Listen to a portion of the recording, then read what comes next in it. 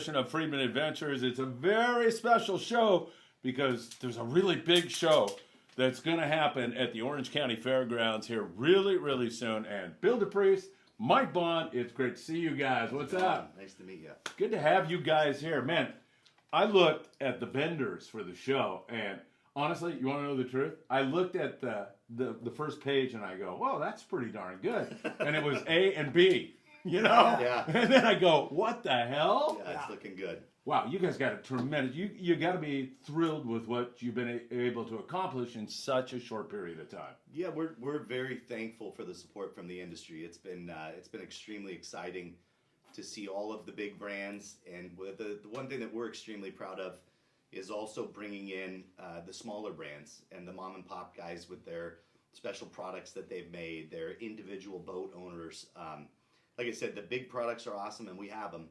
But it's really neat to see all these individual 10x10s of sport fishing products that they're coming out to show people. I think that's part of really makes it a family of our industry. That's what it's all about. The little guy, right? The common man. Yeah. A guy like me who just started a podcast there a couple of years ago, and now you get an opportunity to get in front of the public, meet people, your fans, or people who use your product. It's really important, Mike. Absolutely. There's no question. You know, Bill kind of mentioned on it. A lot of these guys, they build their business out of their passion, and then they become influencers, and they all have their own little brands and their own little followings, their own little communities. And when you attach that to what we're doing, it brings a totally different level of marketing. It's like the ripple effect. Like Bill mentioned, all the big brands, we've got them all, like the Dial guys. They came in and took a 30x30 island. They're bringing their ICAST. Happy to hear that. Yeah, so it's we're excited about that. All right, well, let's just kind of drop back first of all and tell everybody when the show is, where it's at. Of course, I bartend at the Orange County Fairgrounds, so I know Juan and I know Anne Marie. They're both friends of mine, great people. When is it, and how can people attend? So it is March 2nd through the 5th. Thursday and Friday is 12 to 7. Saturday is 10 to 7. And Sunday is 10 to 5. They can go on sportfishingfestival.com. You can buy pre-sale tickets to kind of avoid that big line in the morning that we had last year. Yeah, there's the hours. It's at the Orange County Fairgrounds. Extremely easy to get to. You get off Freeway at Fair. You make your first right and right into the parking lot, and you're there.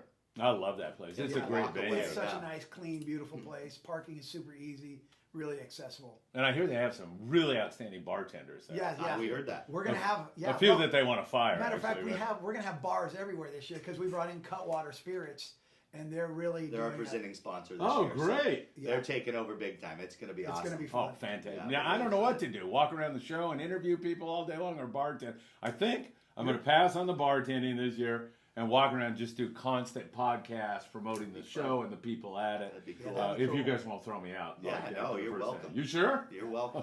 Bill, so I like people to understand one thing about this. You're not a businessman who said, hey, I can make some money on this. This is a good thing. You got fishing in your heart. How did you get started in fishing?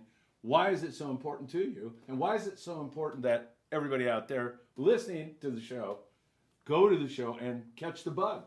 So for myself, I grew up fishing with my dad since I was 3 years old. You know, sooner than that in a stroller getting pushed around a lake by their house. And I grew up on the sport boats out of Newport Landing, fishing on the Nautilus. And you know, when I graduated college, I started at the magazine. And I've spent my entire life with a passion for the outdoors and fishing. I started at the magazine when I was 22 at Pacific Coast Sport Fishing. So you'd already graduated from college? Yeah, graduated from college. Smart guy. It took me to. I was 23 or 4. I forget what it was. Jumped into the magazine and started running that. And about 6 years ago, I bought the magazine and the show. But we actually launched the show 14 years ago. And the basis for the show was education, which is the same thing that the magazine is. It's based on, we're not a news source, we're an educational resource. And the deal was to be able to bring some of these wonderful captains to the community and have them speak to people in-depth, real-deal seminars. Not the quick, fly-by, 20-minute thing, but actually 45 minutes to an hour of real information. Dig in. Right. These guys have notepads and, you know. So we launched it that way. It was only in one building. We had something like 70 vendors, something like that. And the people who really loved it, they loved our show. and they've been with us. And last year we had the opportunity to jump it to 3 buildings. We were the only show to produce last year, and we gave these people an opportunity. There's a lot of families that own businesses in the sport fishing community, and they depend on these shows to make their bills. And we had that opportunity to help these people out, and we expanded to 3 buildings, brought in a whole bunch of new people, and that was the stepping stone to get us to this year. And this year, with all 7 halls at the fairgrounds and the main mall, the show is really large. It's going to be amazing. Yeah, because I mean, Anne Marie is a person that has something to do with the Orange County Fairgrounds. She said to me the other day, "Man, that show is really getting big." Yeah. So they can feel it out there. You know, Yeah. they can see what's going on. And for myself, I have 3 young sons. They're a little bit older now. They're getting up there. So I have 15, 13, and 9. And they have grown up fishing with me their entire lives. They've grown up hunting with me. And the outdoors is so important to my family that's what makes this so special to bring this to the fishing community. You know, I tell this story all the time, but I'll tell it again. Since I'm an old man, people let me tell the same story over and over and over. But Teddy Roosevelt was a frail kid. He was almost sickly. And then he went out to Wyoming, I think it was Wyoming, and he spent a summer in the outdoors. And when he came back, he credited that experience to making him a robust, strong person that could lead our country, actually. And then he saw that, and he said, you know, I need to like make all these national places where people can go, national parks. Right. His idea was, as opposed to like MLPAs and stuff, his idea was, I'm going to set these aside so the common man can go there and perhaps feel what I felt and change their lives. Yep. That's the power of fishing. That's the power of hunting, of the great outdoors. Right, Mike? No question. You know, it's funny when you say that. My biggest battle at my house is keeping the phones and the computers completely turned off and getting the kids out. That's a battle for everybody. Right. Yeah. No, it's the number one deal for us. And my kids aren't on there. They don't have phones. They don't. You know, they're very rarely on their computers unless it's for schoolwork. I wouldn't give a kid a phone. I think you're on the right track. And let me just say one thing. It may not be a battle in everybody's house because they just let them have the phone. They let it as a babysitter. Right, it's a pacifier. There's too much crap on those mistake. phones for kids that are not emotionally ready to see it. Right, the science is out there, man. It's a battle, and getting them outdoors and getting them to these shows and getting them, you know, catching their first trout in a trout pond, and just that spark. We saw it last year. It was really cool. Last year was my first year with the show, and when the show was over, it was like it had an energy of its own. It was crazy. And Bill made the decisions. You know, we interviewed some of our friends in the business, some of the reps, and tried to get like almost a focus group together, so we could chat about the times and when they wanted the show to start, when they wanted it to end, and adding the extra day and moving it off of President's Day. That was a big deal, right? Because that opened up the ability to get the national guys that were at the Miami show, so we weren't right on top of those guys. Smart, good move. Right, and it really paid off. I mean, Suzuki's there with what, a 50-foot booth through is it? With Calcona. Calcona, that's it. Yeah, they have a big chunk there. Yeah, so and it was just, you know, we started working on it in the middle of March last year. It was over. We made the decision, and we've been grinding ever since. And then it just kind of got a mind of its own. Actually, it's just. It's exciting to sell something that when you call people, they're like, wow, I'm glad you called. Right. I want to get into that show. How often does that happen? Well, back in 2007, 2006, when Mike and I were at the height of our careers selling advertising, 2004, 2005, that's how it was. You know, back then we used fax machines. And the girl in my office, Kimberly, who was our other sales girl, we would be mad at each other because the phone line would be busy trying to get faxes in to get these ads contracts and stuff, right? Yeah. That is how Mike and I are on the phone together every day, because it's just, people are constantly so excited about it. And I think that the most important thing for us, we're so excited to have all these vendors, but the important thing is that these vendors are all people from our industry. Right. When you walk our show, every 10 by 10, every 40 by 160 that Turner's has, whatever it is, it all belongs. So every booth there is something you would be interested in. And that is why it took us so long to jump the size of this show. Is I just was not interested in putting a bunch of filler booths and making a big building. Yeah. for us, it was always about making the most pure fishing and outdoor show possible. Right, sitting here today, we probably have 15, 18, 20 filler booths that are waiting. Yeah, we have a wait list at one end. Right? If they're endemic, you jump to the head of the line. And we've had a couple people here just in the last few days. Dean Safes just signed up for a big booth. So, yeah. Well, what we did is we had the trout pond and the Gayutaco Prince in a certain area, and we had another boat dealer that really wanted in. So we had to take the trout pond, we moved that into its own special tent. So we have a full kids area, which is actually really cool. Yeah. That's a brilliant idea. But it opened up a spot, so we were able to sneak, one more lodge or whatever it is, one more vendor in. We were able to sneak them in that spot. So it's kind of cool when you have a little opportunity. Him and I have been to the fairgrounds, I don't know, 3 or 4 times in the past 2 weeks, remeasuring spots, trying to find more space for these people. But we're pretty topped. Yeah, my wife has actually been jealous here in the last 9 months because I talk to him more than I talk. I'm kidding, honey. I'm just kidding. But do you two guys have something going on that you want to quite announce? Possibly, it's well, no, the ideas flow. When you're talking to the guys and you're out there and you're like you walk the fairground and you see the potential. It's like a blank canvas. But we have an equal passion for this. Yeah. Right. So it's different when you're working together and you both have an equal passion for what we're putting on and a pride in our work.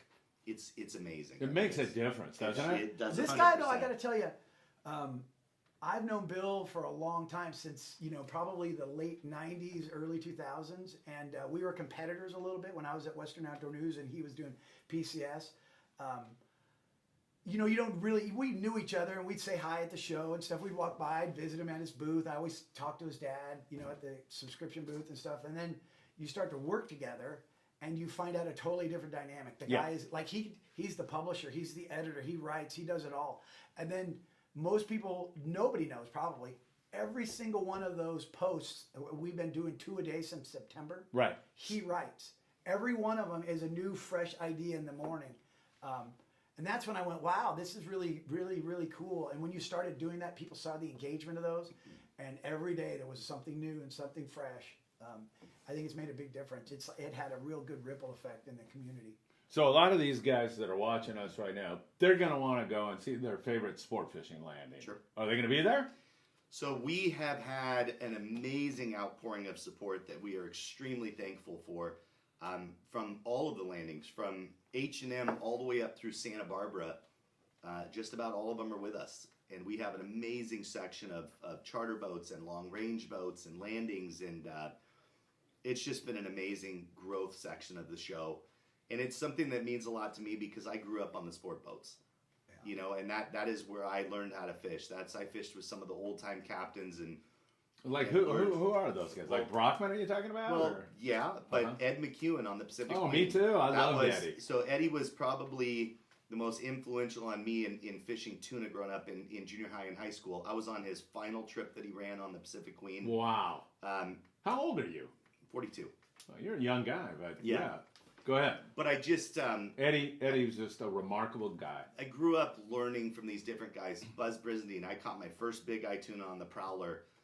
On a trip with him, all of these things, and seeing the opportunities that we have in Southern California for anglers to enjoy sport fishing with this incredible sport boat fleet. There is nowhere in the world that has a fleet like we have. Absolutely correct. In Southern California. Yeah. And that's why in the magazine, every year we dedicate an issue to promoting the fleet. We've just always believed that part of that is where people come from. If you eventually end up owning some giant yacht and being a wealthy fella, that's great.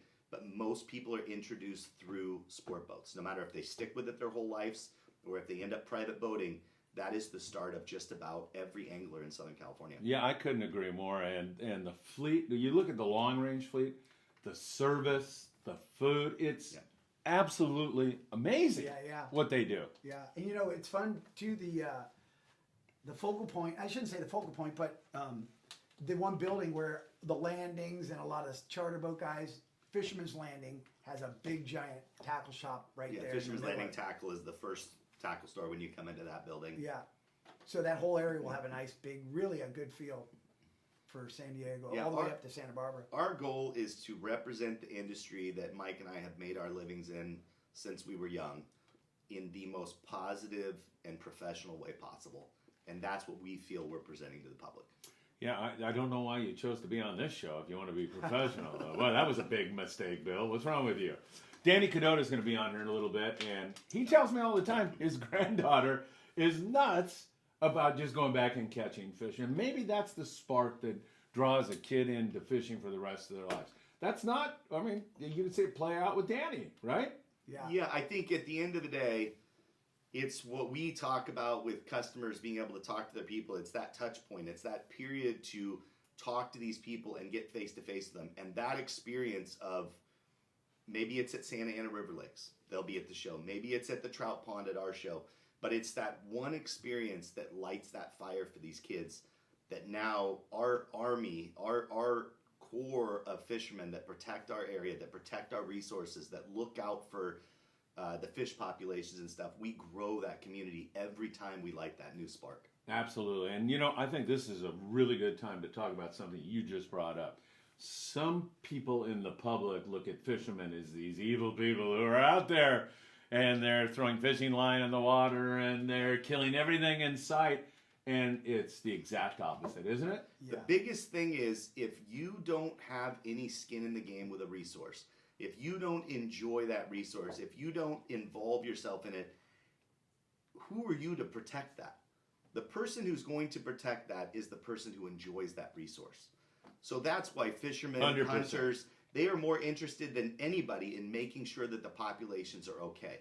The people who are going to protect the forest are the people who live in the forest. It's that simple. And I think that's where, like us having CCA at the show, they'll be at the front entrance.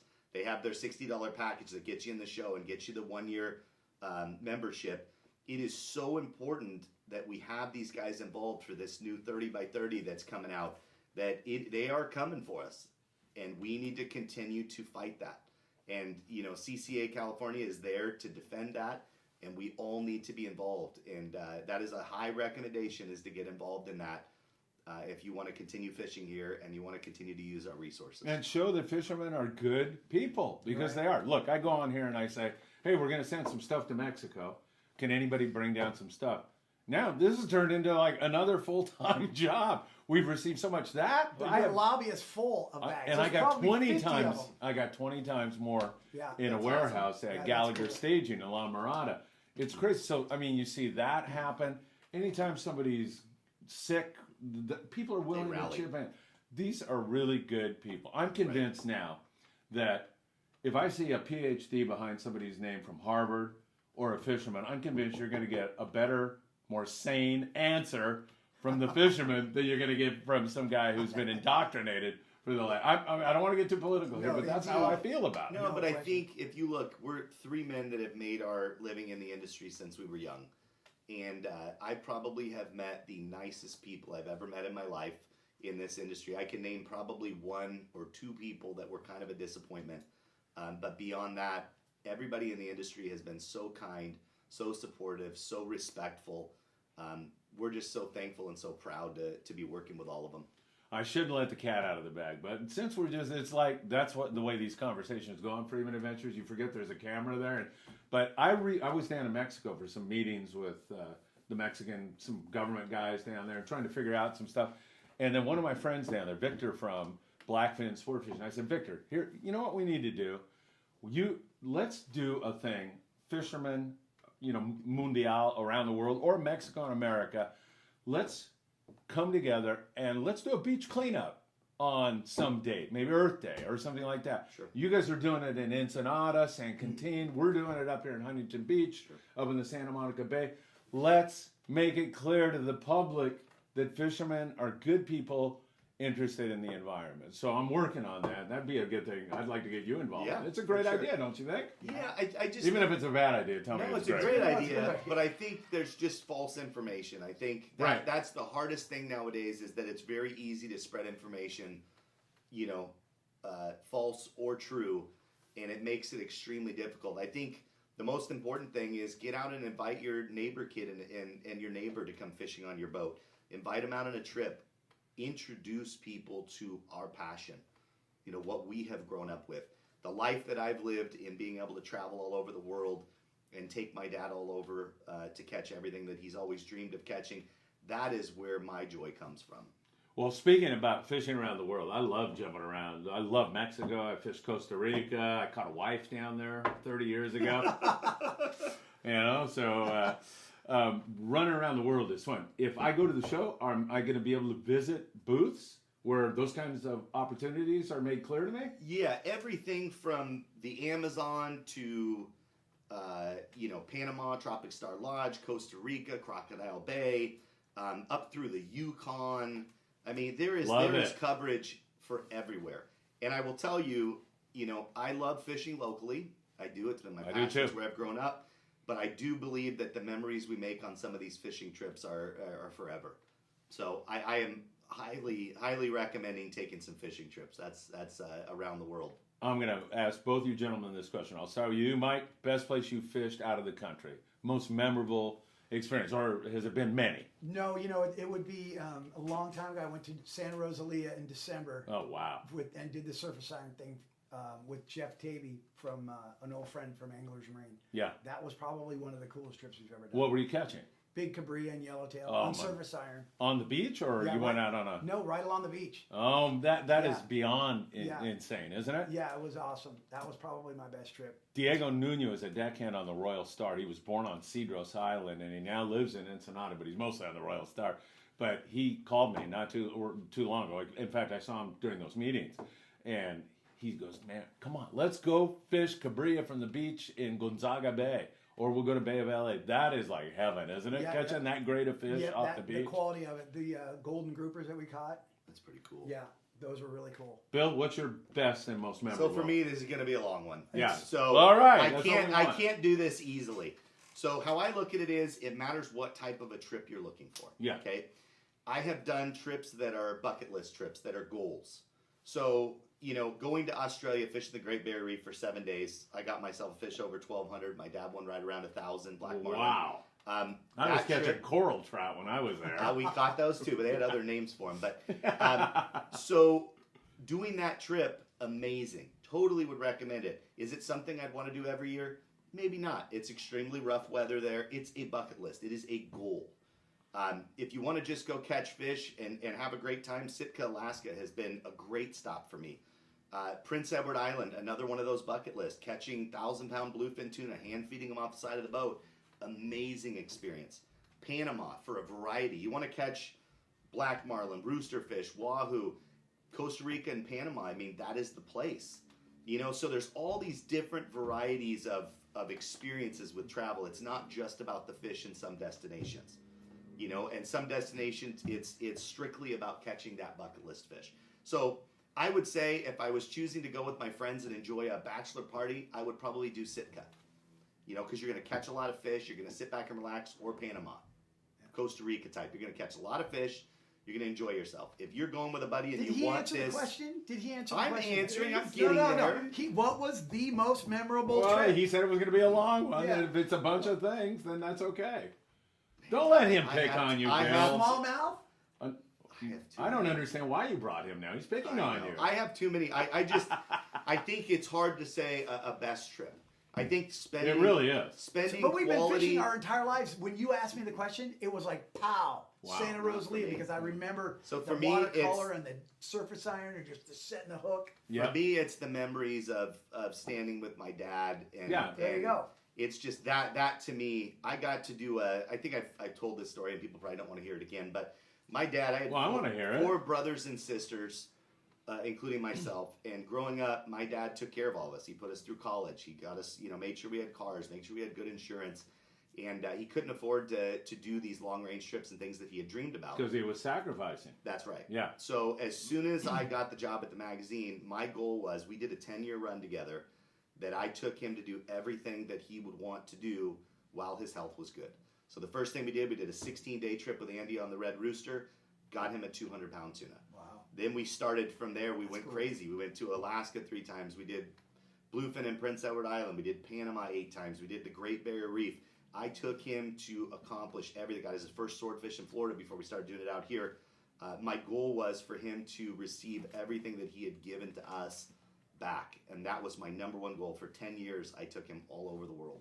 Mike, this guy is a decent guy. He's nothing like what No, you described no, to I me. wouldn't- I wouldn't say Total dirtbag. Yeah, what? I wouldn't what's say that. This guy is something. No, honestly, that. No, that Talk meant about- the world to me. My dad is an amazing person. Anybody that's met my dad, you'll meet him at the show this year if Good. you're around.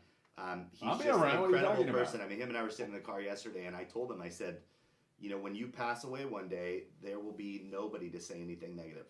And that is what has been my example in life, is watching him and trying to reach that same goal.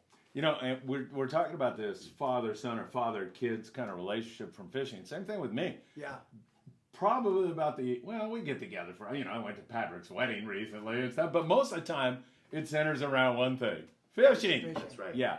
And within that, you can accomplish other things. That's right. But if I call my kids today and say, hey, you guys, why don't you come over and we'll sit on the couch and talk for 4 hours, they'll go like, Really? pass. Yeah.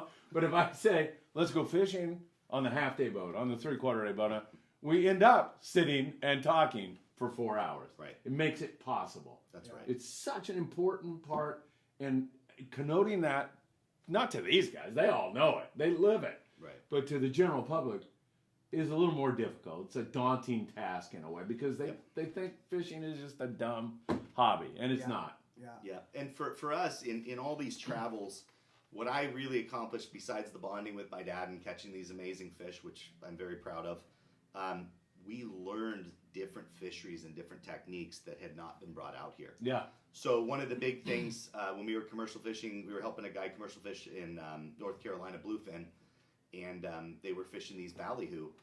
And we looked at the guy, and I said, where do you catch the bait around here? And he looked at me and he goes, they don't live here. And that turned a light bulb off in my head and said, hey, these are a shiny bait fish with a head structure that can be pulled properly. So we brought those out and started fishing marlin tournaments with them. And I'll tell you, to this day, I don't think there was any boats doing it back then.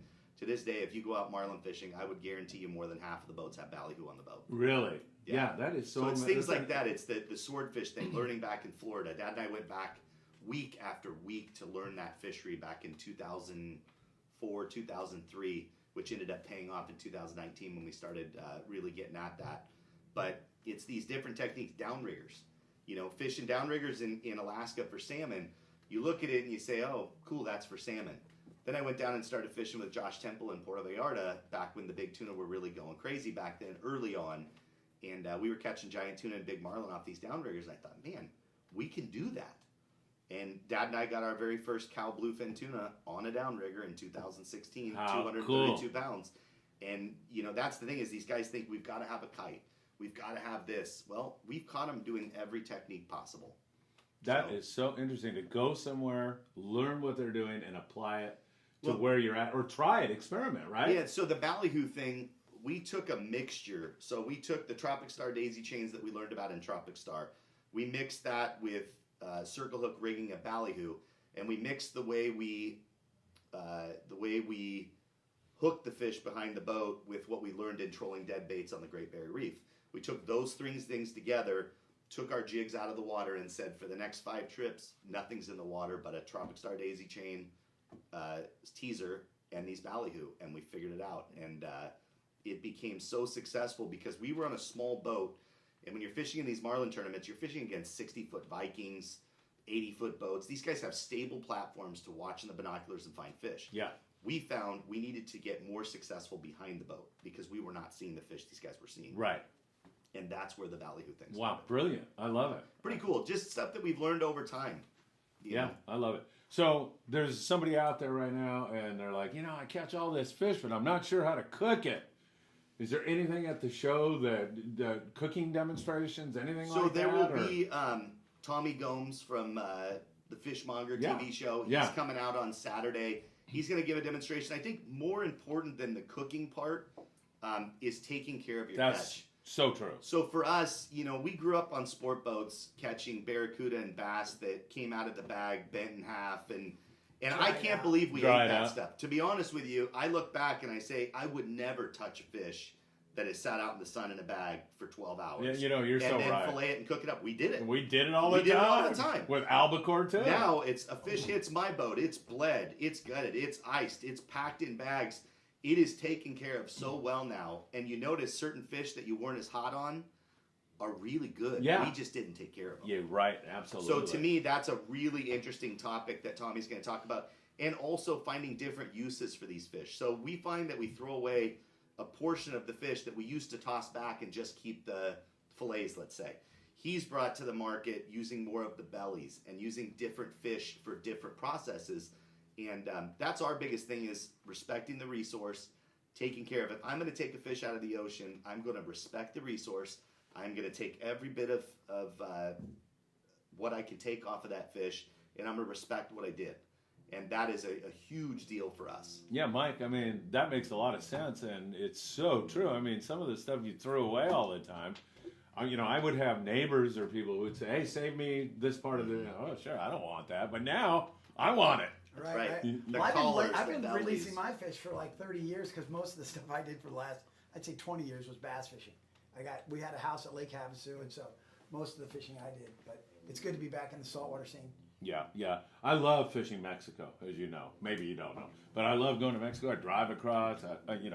Are there boots from Mexico? Will there be anybody about? Let Mike handle this, because we have all the tourism boards and the cooperatives, and I mean, he'll tell you. We have It's amazing. Mike, large section. Well, and not only Mexico, what else? What other opportunity? Who's going to be there? Gosh, Glacier Bay, Salmon Catcher, the list. And I don't want to leave anybody else, but we have those regions, right? Alaska and British Columbia.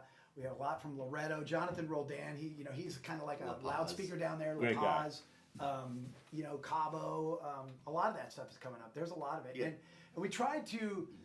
You don't want to stack those people right on top of each other. You want to sprinkle them around, but there are areas within the show that will have a theme. Like we have got a bunch of guys from the Bishop area, the Chamber of Commerce, Max Sporting Goods. We have people from Big Bear, the Visitors Bureau up there. So we've done really a good job of bringing in that new freshwater, because typically it's always been a smaller, focused seminar, saltwater right. show, and we've really expanded that. Yeah. And we got Butch Brown coming. Right, he's the goat of bass fishing, right? And if you fill out the back of your ticket, you don't have to buy anything. You fill out the back. You have to buy your ticket, but you fill out the back of your ticket. You drop it in the PCS booth that's going to be in the back of the hangar building. You have a chance at winning over an $8,000 trip to Crocodile Bay for two. Oh my God! So you I don't fished have to there. be. That's a beautiful Yeah, you trip. don't have to be present to accept it. But our biggest another one of our great goals. We have a lot of Mike and I have this set of goals for the show. One of them is that every building has great stuff in it. That's one thing. People are always like, well, which buildings are the good buildings? Well, there's no such thing. They're all good. Every building has a great experience of all parts of fishing and boating. So you need to look at every single building. The show is in the shape of a horseshoe. You either turn to the left or you turn to the right, and you'll accomplish all 7 halls following that around. That is awesome. So it's very exciting. Crocodile Bay is a beautiful place. I went there with my wife, who doesn't like to fish that much. Doesn't like to fish. Let's put it that way. like But my I wife. made her go and fish, Yeah. and she actually had a pretty good time. But there, we were walking around the grounds, and there was a freaking crocodile, and I go, "Get closer!" Yeah. I was trying to get her in the front. She's like, "Boy, Moder, I'm gonna die!" Right. And I'm like, "No, you're fine. Don't worry." Got her in a good shot with a crocodile. But it's a beautiful place. The fishery's great. The place. This is many years ago, but it had that Indiana Jones feel to it. And I lived in Costa Rica for a year when I did Catholic missionaries in Golfito for a year. Right. And so I was down there. So I was down there when it was pretty wild, really wild. Oh, yeah. It was pretty cool. But to go back, it kind of was nostalgic for me. It's a great place. What a great grand prize. Yeah, that's really exciting. And like you said, the seminars again this year are going to be absolutely amazing. The speakers that we have, Anthony Shea from Bad Company. We're doing this special War Heroes on the Water thing for our vendors on Friday night. It's a big fundraiser for these soldiers that it's very close to my heart. I've donated time on the boats and stuff, and these guys are extremely special. But Anthony is flying in, and him and Steve are going to give a seminar about the World Tour. Which is extremely special. So, they have, 16 boats, jets, helicopters. He has boats all over the world that they're shooting around with crews. Wow. And that's going to be a really exciting thing. Again, and everything, just like the boats, everything from a small inflatable aluminum all the way up to a Valhalla that's made by Viking, a giant, very expensive center console, top of the line. So we have everything for the beginner angler all the way up through the experts. So we've just tried to really make this show for everybody. Yeah, and this is a good time for us to look out there and thank all those men and women who That's protect our country and do so much. Thank you. So, That's I mean, I've been doing those kind of trips with our veterans for many years. Yep. Joe Patino made this. It's a little Friedman Adventures thing. He's a member of our military. Yep. And he moved to the East Coast here recently. We did a couple surf fishing trips together. I love Joe. I loved his family. We got a friendship. And he moved pretty quickly after we met. But for the past many years, we've been in touch. And just the other day, Joe said, "Hey, I got some news for you." And left it at that. And I said, "I hope it's good." And he goes, "I think we're going to be surf fishing again together." Coming back He's out. coming back. Oh, So that's exciting. and that means more to me right there than anything else you could give me. It just it was a labor of his love, and he just went out of his way to do it. And those are the men and women that protect our country. And anything you've done or you guys are doing, it's great. Yeah, we just feel like now that we've become, such a large show and such an example to the community, we wanted to give back. So we set up this event. It's going to have a silent auction that the public is open to bid on the items in the silent auction, open to donate money. It's a private event for the vendors that evening on Friday night. But yeah, our thing is we love to give back, and that is one of those communities that we really believe needs to be given back. That's 100%, right, Mike? Yeah, absolutely. Those guys are. That's why we get to fish. Yeah. That's exactly Because of right. those guys. I'm not that guy. I'm didn't not do either. that. I'm not either. So I'm not I'm brave thankful enough for- to do what. That's right. Yeah. I say that all the time when I talk to these guys or fishing. I have a good friend by my house, same thing, and I always tell them, I go, "What you guys did, I don't have the guts to do that, and thankfully you guys do." Yeah, I'm afraid of stepping on a friggin' stingray when I'm surf fishing, so Right. I'm not going to be the guy on the front line. And So that's another thing is active duty military are completely free. oh, really? They bring their military ID completely free. Glad you mentioned. Kids 12 and under are also free. So, and our tickets are we kept them at $15. We've kept it at a reasonable rate. That's been our goal again. Is we want everyone to be there. That's great. That's great. Yeah. Back to the kids. You got the trout pond. Yep. What other kinds of activities do we have for kids at this show? There's So- a couple of those youth guys that are showing up. Yeah, so we have a couple youth foundations. One is bringing the laser shooting setup. We're gonna have the 2 trout ponds. We're gonna have Peter J doing the Gallo Taco fish prints with the kids. He's a great guy. He's wonderful. Yeah. Prehistoric Jay Brewer, who owns Prehistoric Pets. Oh, He's you- actually a fisherman. The Him guy and I- has 6 million followers on Instagram. Wow. Yeah. This So dude he is- I've taken him out. I got him his first swordfish. I got him his first cow tuna over 200. Him and I are very good friends. He's coming out Saturday and Sunday, bringing the giant snakes, Oh, that's gators, great. stuff like that. We want the kids to have interaction, not just sit and watch people doing stuff. So the interaction part is a big part of what we're working on. So please do bring your families. Right, he's bringing pythons and anacondas. Oh, that is so cool. I mean, like giant snakes. I have a giant snake at home. It's a gopher snake, right? But a giant snake. He's got the monster. He's got serious monsters. And he's an outdoorsman himself. You Yeah. know, he loves to fish, and so it's going to be a cool experience. You know, I get this all the time from single moms who I don't know anything about fishing, but it sounds like a cool thing for my kids to get into, but can you take me? And I can't take every person, Right, besides my wife will kill me if I'm out running around with single mothers all the time. She's a very jealous Costa Rican woman. But so this would be a perfect way for mom to come with the kids. Plus, Rollo's there. Right? Yeah. Friends of Friends Rollo. of That's Rollo. perfect. But yeah, if a mom brought her son or daughter to the trout pond, we have volunteers there helping them out, and it's probably one of the coolest experiences close to home to go in and introduce their kid to fishing and maybe meet some of these boat owners and stuff that they can get them out there. So and Santa Ana River Lakes, they have a great booth at the show. They are right in Anaheim. You can take your kid there and not know anything about fishing. Go to the tackle store, have them help outfit you, and go catch trout and catfish right in the middle of Anaheim. Right, and you can go to that Chris's Pond, I think it's called, Yeah, right? or that And area. so that's That's pretty right. foolproof there, right? You're going Yeah. to catch a fish, Yeah. have a positive experience, and nobody's going to get seasick. Right. Right. That's the thing. Yeah, you want your first experience. I've written a lot of articles in the magazine on getting kids into fishing. And one of the biggest things that we as fishermen, we think on the level of trophy fish. So we think we've got to get the kid a yellowtail. We've got to get him a tuna. Right. I can take a group of kids outside the breakwall and jig up mackerel for bait and they have the best experience of their life. And this is where we failed sometimes taking kids, is we take them on these big trips. My kids have built their way into that. They are experienced. They're okay with having a tough trip, going sword fishing, or whatever. Right. But in general, taking a kid to catch bass and mackerel on the kelp line, you can't beat it. The action's there. It's a great experience. Right, they don't get bored. You're close to the harbor. If somebody starts to not feel good, one of the tricks that we used all the time, because I always had my kids invite their friends and their friends' dads out to introduce them to fishing. One of the things that we do is if somebody's looking a little odd, we don't mention it. We say, hey, let's go look at some dolphins. Pull the anchor, we race around, get breeze in everybody's face, we see some dolphins, an hour later we pull back into the kelp, we start fishing again. Yes, that's brilliant. You know, you just have to make that first experience special for them. You know, in my prior iteration as 976 guy, we got 100,000 inner city kids out on the water. That's cool. That's much due to Don Ashley over at Pierpoint Landing. He facilitated a lot of that.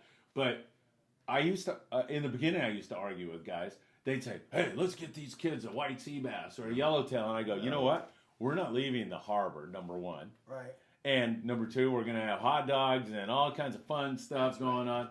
And we're going to catch mackerel and tomcod. And kid winds up, the same thing you're saying. Yep. Winds up a tomcod and they're like, yeah, this is the, you know. What you have to do is set aside your ego. It's not about you. It's not about you guys It's about throwing the a kids. barracuda on in front of these kids. And That's bouncing. right. It's about these kids and hooking them and getting them involved in this.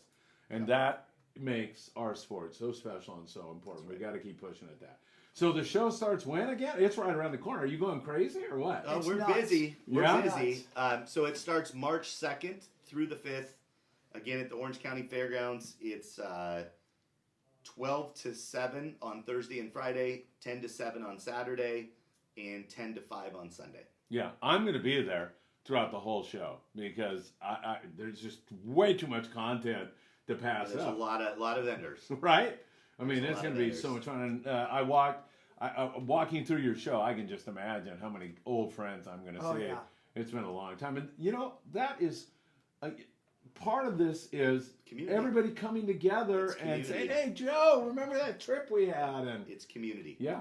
And that is one of the, again, when we set out our goals for this, it's to bring the fishing community together. Yes. And that's important, Bill. We have to have it. When I started this podcast, I had no idea. It grew. And part of the reason it grew so fast was because we hit a home run with the Mark and Paul interview. I don't know if you guys have remember ever seeing Yeah, seen with that. them rescuing. With Desiree? Yeah. Yeah, I mean, Absolutely. that was just like Amazing. how that ever happened. You know, the stars all just came together on that. That was an emotional one. My God, that really, and That was crazy. Mark Paisano came on the show and I asked him, hey, have you ever rescued anybody? He told that story. And then a guy calls me that I fished with one time 10 years ago, Pablo Pena. And he goes, Phil, I know that girl. And I go, you got to be spitting me. Wow. What? I go, you got to get her in contact with me. And so she agreed to come on a Sunday. I told those two schmucks, Mark and Paul, she's a translator. She's going to listen to your story, and then she's going to get us on Spanish. Yeah, that was pretty cool. Yeah. So Yeah. you moment. set that up as a I surprise. set it up on Yeah. the fly That's that moment when day. it hit. They figured Yeah, out what was okay. going on. Wow. That day, and I had my son. So Mark and Paul are in here, and then I get a text from her. She's here, and I go, walk out, and I go, Philip, you're going to go out there, and you're going to tell her she's going to be a translator, and here's how it's going to go. And he goes, I'm not doing that. And I go, go out there and tell her. And he says, what if she doesn't want to do it? And I go, well, we're not going to force her to. Just so he comes walking in, and he just goes, and I go, Set. okay, I think we're good. How cool. There was only one almost screw up. Paul Strasser was sitting here, and he was reading some of the documents that he brought. And John Woodrum from The Pursuit, who's a great guy, I love John. Philip told him what was going on. So he walks in and he goes, so Mark's the only one who doesn't know she's the girl. Ooh. Oh, And no. I look at Paul, and he's reading, not listening He to didn't him. hear it. And I go, Yeah, enough. and Yeah. then- yeah, it was so funny. So, yeah, because that would have ruined. So anyway, but I was going to get to the sense of community. Yeah. At first, people were saying the Friedman Adventures family, and I'm going, oh yeah, that's cute, and you know, but it has become that. And like, I was sick the other day. I got all these messages. I lost my coffee cup. That's I got mailed a bunch of coffee cups, and I can see. I asked for clothing for our Mexico efforts.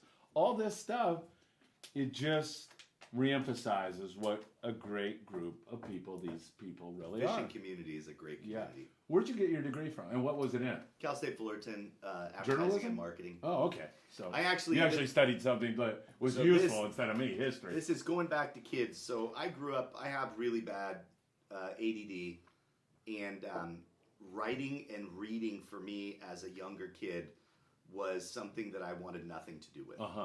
And the problem that we figured out, and I deal with my kids, the schools want to stuff things down their throats that they're not interested in. So I would struggle. When it came to writing a project, I would struggle. My mom and I would be up all night trying to figure out to get this thing done. If it meant reading a book for a project, I couldn't do it. I skipped pages. I had no interest. And when I finally went to the library and started picking up books, well, number one of the first things was picking up Pacific Coast Sport Fishing as a kid. I have a picture of me laying in the hospital, 11 years old. I was dying of pneumonia. And I have a picture of me reading Pacific Coast Sport Fishing. And it was called South Coast Sport Fishing back then. But the thing is, when you hand a kid a book about something they're interested in, fishing, hunting, whatever it is, all of a sudden, they read really well and they have interest. And when it comes to writing, I never wanted to write.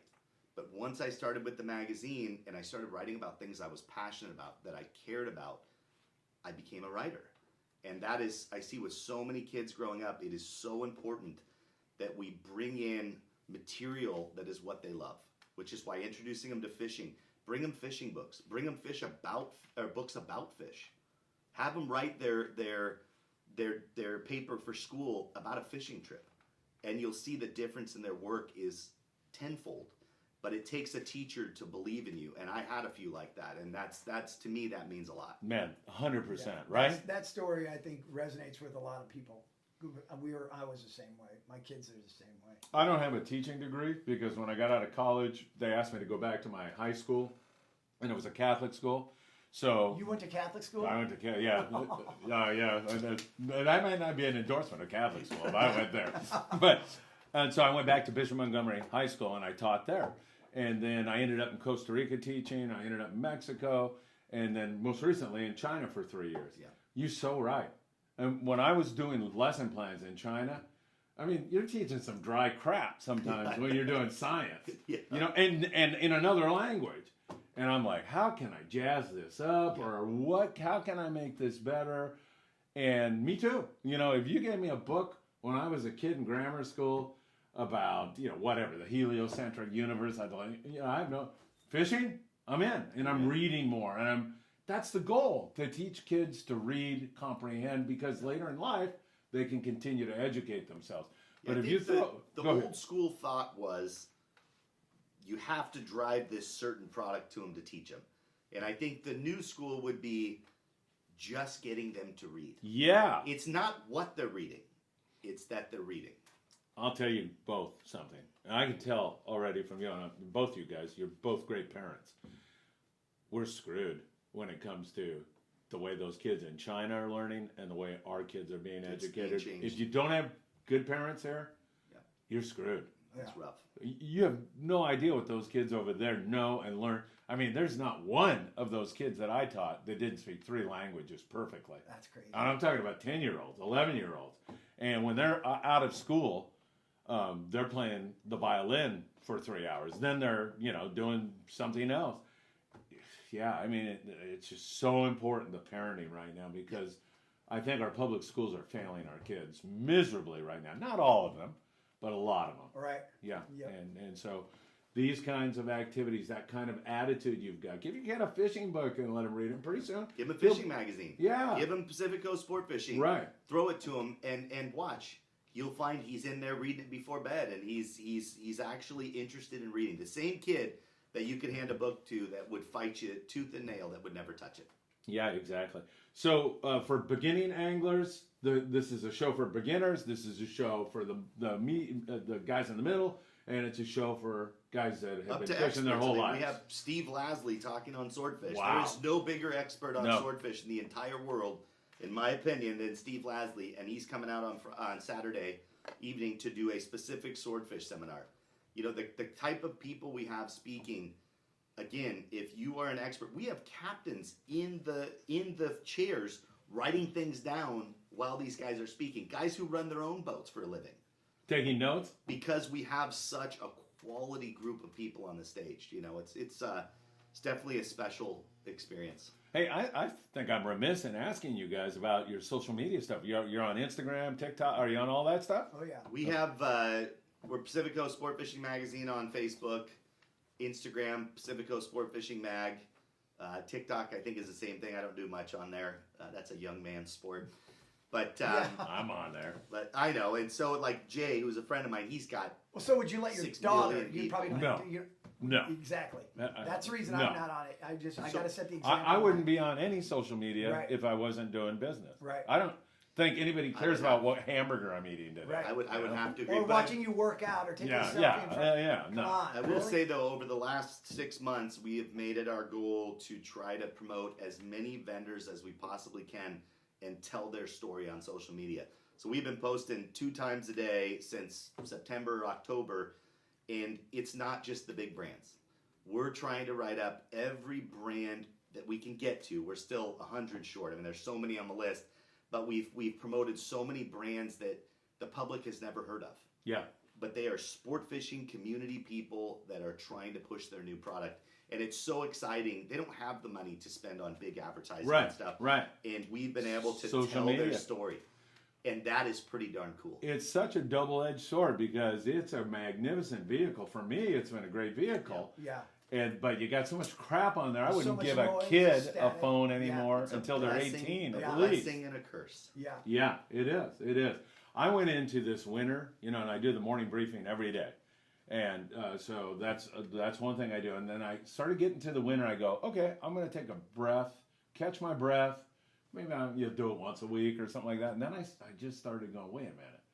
That work ethic I learned on the Redondo special. No, I can't. I got to figure this out. There's got to be a way to get people involved in this in the off season also. Our traffic is way more than it was during the season because I really studied it, tried to figure it out. So last I looked, we had 300,000 views in the last Pretty 28 darn good. days. That's Pretty Not darn good. bad, Yeah. It's great. getting there. We're getting there. Yeah. that's And great. so, yeah, it's hard work, and using it for that is a good thing. But back Using to it you, for I wouldn't positive. give my kids, Yeah, using it for positive. Yeah. So, now I've noticed in the past you've talked about albacore a little bit. Oh my God! Are we avoiding Throw that him outta topic? here. Are we avoiding No, that no, topic we're this getting. Do you want to talk about it too? I want to tell my first albacore I ever caught story. Yeah, perfect. Okay. So I grew up watching my dad as a kid drive up to Morro Bay on his birthday every year in August. This was when SoCal was slow on the albacore. It was Yeah. more Morro Bay and up. Going up there in that rough weather and, And those I big watched fish. him every year go up on his birthday in August, and he'd come back with albacore, and he would bring me the fin, the long fins on the side. He'd cut Yeah. them off and he'd bring them back to show me. I was real small, and that wasn't a safe trip. And when I was 16 years old, I finally got my opportunity. He grabbed me. He said, "All right, we're going to go do it. The albacore biting." This was in '96, and he took me up to Morro Bay. We actually ended up going out of the other landing up there, Burgess and Avila Bay. yeah, Avila Beach, that was Yeah. the one. So we went out of there, we got on the boat, and the first thing we did is we had a talking to by the captain. He said, "I don't want anybody going out to the restroom without waking us up." The night before, they had lost that reporter over the side my of the boat. dear friend. Yeah. Jim And I Burkett. posted Yeah, that. that was I crazy. posted was that sad. on social media. That was the night before we went out. They Oh, lost are him. you kidding me? And, Well, so you're on the Marauder. I mean, I think he was on the Marauder. Yeah, it wasn't the boat he was lost Okay, on, but it was okay. the same deal. His And they wife said- is still devastated. over Terrible. that. Yeah. And he said, and I was 16 years old, and I was, not a huge kid, and I remember being scared. And we left the harbor, and it was extremely gnarly that night. Yeah. The boat went straight up and down, 90 degrees on a wave. It starved the engine of fuel. We lost power. We slammed down on the other side. And that's going through your head. I'm We sure had just that had the that reporter. conversation, and that was my first experience fishing albacore. Was going out on the deck after a terrible night. It was decent the next morning. Pulled out my Squidder Junior on my Ponga Special Kincor rod that I had bought when I was a kid. Pinned on a little tiny anchovy. Went to swing it. Ended up blowing off in the wind. Everybody was bit. And that day I slid back on another spot, dropped down. I hung a fish that spooled me. The guy next to me, we followed it with the boat, ended up being about 130-pound Opa. And later on that day, I got lucky and got one on the troll, but that was my first albacore Yeah. experience. And that's what I think we take so much for granted on how easy the fishery is now. And, we need to get those albacore back. That'll bring in even more anglers. Well, I'll be doing my prediction later. I'm thinking this time I'm going to predict we'll never see an albacore for the next They're 100 coming. years. Then they're and then coming. it'll be wide open, right? That's all we need. Just say, please, they're never coming back. But I will tell you, if you look back at the research, the original canning facilities and stuff, the bumblebee tuna and all that, they were up in Oregon. Uh-huh. Yeah, I mean, so... It is almost more normal that they're up there. Yeah. I hate to say that. No, hey, but let's be honest there. It is a part of that fishery. Yeah, So when they come back, they'll come back, but you got to know that is a part of their route. part of when I was a pinhead on the Redondo Special when I was 12 years old, we had some damn good fishing, but we had some years where, I mean, you'd be lucky with 70 people to get a blue perch and, 3 blacksmith. And it was awful. And I thought at that time, this is not the business that I'm going to invest my time in and I'm not even going to get a captain's license. It's just not going to hold up. Boy, there's another prediction that went down the tubes because I got to think fishing today is the best I've ever seen at the absolute opportunity to catch a trophy bluefin tuna, something that you had to go on a 16-day trip to get that grade of fish. That's right. It's right here in our own backyard now. It's amazing. Yeah, but we had opportunities. I remember when I was 5, and in 1985, my dad picked me up, and he said, look, you're not going to school tomorrow. We're going to go take you up, and we're going to get a yellowtail. So we went up, got on the Victory. I was 5 years old. We went out to the Horseshoe Kelp, anchored up. The best yellowtail fishing I've ever seen in my life. I was 5 years old on the Horseshoe Kelp and got my first one on the Victory. So we took it in the next day in a cooler and showed the whole kindergarten class this big yellowtail that I had caught. So yeah, it made you kind of special, didn't it? As a fisherman, I remember that one thing where my friends were flipping burgers at McDonald's or whatever, but I was so lucky that I was out seeing these adventure sharks and all these different creatures. It was just such a different experience. One of the things that's really cool nowadays that I'm seeing as my kids are growing up is fishing and hunting and all this, it's becoming cool. Whereas when I was a kid, there was a few of us that went and fished bass ponds and stuff after school, but it wasn't like a cool thing, right?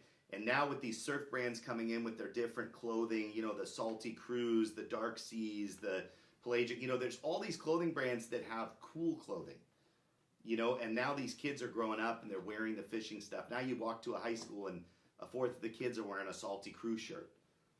That's pretty neat. Yeah, I see that all the time. That is how we spread this community. Absolutely, 100%. Well, boys, this has been a remarkable interview. I've enjoyed spending time with you both, and I can't wait to attend the show. One more time, when is it? How can people buy tickets now? Give us all those details. Yeah, so if you go to sportfishingfestival.com, you can buy your tickets on there. All of our seminar schedules are there. Our vendor list is there. The show again is March 2nd through the 5th, Thursday and Friday, 12 to 7, Saturday, 10 to 7, and Sunday, 10 to 5. Perfect. Danny Cadota, who has been to your show, is going to join us in just a second. Yeah, and he's going to be here with his granddaughter and talk a little bit about how important that was. Yeah, Mike Bohn, go ahead. pleasure. Go ahead. Yeah, no, she had a great experience with the kids' trout pond, and it was her first time really having a good time with the trout and stuff. And now he says she won't put down the fishing rod. So I know. I grabbed that photo of her at your show. Yeah, and I saw it. I saw it on yes, there. Danny. Hey, can I have that? I said I want that photo. Yeah. Bill, what a pleasure. Very nice. All right. Thanks, Phil. It's going to be good. Hey, thank you both, and we'll be back with more Friedman Adventures very, very soon. Thanks for joining us, everybody. Take care. Anyway, well, we're here with all of our people from our main show that we're going to be going to in a very short time, and I brought my daughter mainly because my granddaughter, because I had to pry her off the fishing pond stage after 5 fish. And I don't know how it is. Maybe it's just inherent in her behavior of being a cadota. But she wouldn't leave till she got a limit.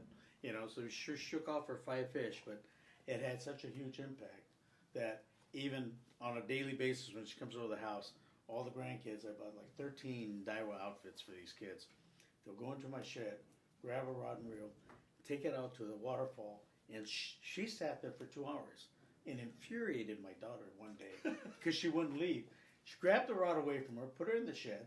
She pouted, went back, ran in the shed, grabbed it again, and went back out there. So That's she's cool. got me in her. So obviously she's going to be our future partner. This is Gia Sepulveda. Hi, Gia. Say hi. Hi there. Yeah. Okay. Are you excited about going fishing again? Yeah. Okay. Where are you going to catch 5 more big ones? Okay, we'll try to keep it to 1 this year. You know, but anyway, it's just a super experience. I have to tell you, people. I mean, the venue is so great for the family, and it was so comfortable having her down there and my daughter and everybody. It was a whole different atmosphere for the family, and my hat's off to you guys. Thank you. You know, this is, you know, it's the way we're going right now, and I love it. You know, Appreciate that. absolutely. We have anything new that we're looking for? You mentioned the Gyutaku, and I'm big on that. That goes back to our family lineage, you know, Yep, coming from that's Japan. right. But that's an awesome deal too. Yeah. Yeah, Peter J will be out doing the fish prints with the kids, and he used to come to my kids' classrooms when they were in 2nd grade every year and did shirts with the kids, and it's such a hit with them. You know, it's just a neat experience. They get the experience of seeing the fish or fin or whatever it is that we're doing the print of, do their own print, get the art, and I think it's just another way of getting the kids to interact, not just sit and watch something, but actually really interact. And we've added that. We have also Jay Brewer, Prehistoric Jay from YouTube and Instagram and TikTok. He's going to be bringing out giant snakes and alligators and stuff for the kids to interact with. But our goal this year is definitely to make it a family-friendly event again and add even more stuff for families to stick around and enjoy an entire day at the show. That's absolutely awesome. You know, I've been contending that for years, and that, you know, for us hardcore fishermen, you know, you're going to get the guys into the booth, or the women that are astute fishermen. Sure. Coming into the booth, going through the technical things with fishing. But then oftentimes, and I've watched this over the years, the wives are pushing the kids around. And to have those venues set for the wives, whether it's with either cooking things or anything where they can interact. You know, I often said that, and I did this many years ago with Day at the Docks with Kathy Miller. I saw that, you know, the women were walking around with the kids in a stroller and there's nothing for them to do. And, you know, when Kathy said, what seminar do you want to do? I said, hey, I'm done with the seminars. I want to bring in the practical aspect of the cooking side. Yep. So with my daughter, her mom, my 2 daughters would not eat sashimi. But I had a friend of mine that worked actually right here at 22nd Street. He was one of the captains on the New Hustler too. He's an optometrist. And Rick Kawada told me, he says, listen, I got a way that the kids been going nuts at home. So we tried it. And what it was just taking the fillets, getting a piece of sashimi, coating it with furikake, you know, the flakes of seaweed and fish and everything. Yeah. And then sauteing it on each side very lightly. So it's just barely seared. And then slicing it and serving it with wasabi. Well, we tried it and we knocked it out of the ballpark at parties. So we started interjecting that into the shows and things like that. Sure. And it became huge, especially when you're bringing the women in. You know, how nice is this to have your wife say, you know, we got a party coming up pretty soon. You need to go out and fish and bring us home some tuna fillets. That's right. Yeah. You know, so it's a great deal as far as that's concerned. And then we also did Lure Jensen sent out a guy to do a smoking program. Oh, that's And cool. then a good friend of mine, ironically, he was one of the managers at Marriott's Fly Fishing, but I turned him into a blood and guts guy. He did a canning seminar and unfortunately it was during that period of time when the albacore were there. Yep. So, you know, I like to go outside the box and think of the other aspects of bringing in the family too. Yeah. I think that's an important thing. And your venue is absolutely perfect for that. Appreciate You've that. already been family oriented. It's just the atmosphere and everything that's just terrific. Yeah, this So year my hat's we- off to you. Thank you. This year we also added a live country band that's playing the entire time out by the food area. We have steel drums guys playing in the Santa Ana Pavilion. We have an acoustic guitar guy playing country in the OC Promenade. We just have really tried to make it just a very enjoyable experience from the minute you walk in the fairgrounds. Oh, it is. And like I said, and your hours were reasonable. I mean, it was great for us vendors too. It's not See, a that's bad for thing families. us. So I have 3 sons Yeah. at home and a wife, and for me, you know, these people don't need to be sitting late at night when nobody's in the halls. It's more important for people to go home and have dinners with their families and stuff. You know, get the business out of the way during the day. we've extended our hours a little bit this year to be able to help the guys that work during the day to get in there. We stayed open until 7 instead of 5 like last year. But we just feel like, you know, we want people to go spend time with their families and enjoy their time. Well, I do too. You know, and if you're a hardcore fisherman, you're already set in your head. You're already set on what you need to focus on, Yeah. what you're going to go Yeah. look at, what do you want to hear about technically from the manufacturers, and you pretty much know, what you want. You know, you go there, you see an array of different colors on a particular lure or whatever it might Absolutely. be. You know, but it's most of those hardcore guys. They've done their homework already. Yeah, they're coming So anyway. we don't need the That's right. 12 hours of the day. Yeah, That's- I agree. yeah. Yeah, I think when you walk into the fairground, you'll notice a big difference this year. You know, it'll have a family.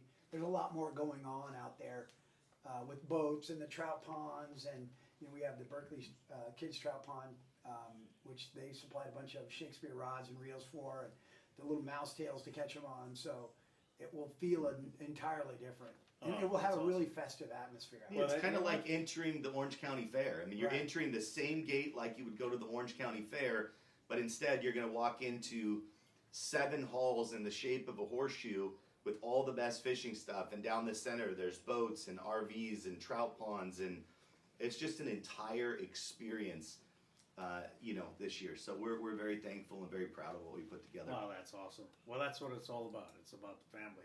Yeah, I agree. And speaking of that, I've got my other granddaughter outside. I'm probably going to have to get out of here. But Phil, I'm going to let you guys take it away. Great And I will catching talk up. to you later. You Yeah. bet. I'll Thank see you you. at the See you show. there. You got it. Say bye, Gia. Bye bye, Say Gia. thank you for the show. You're welcome. He's a little shy. Okay.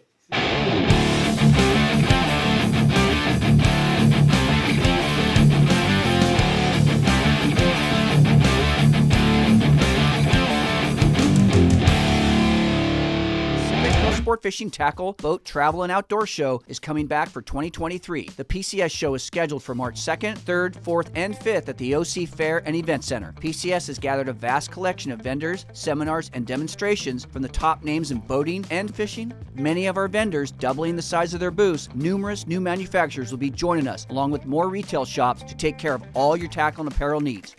Buy your tickets while you can at sportfishingfestival.com.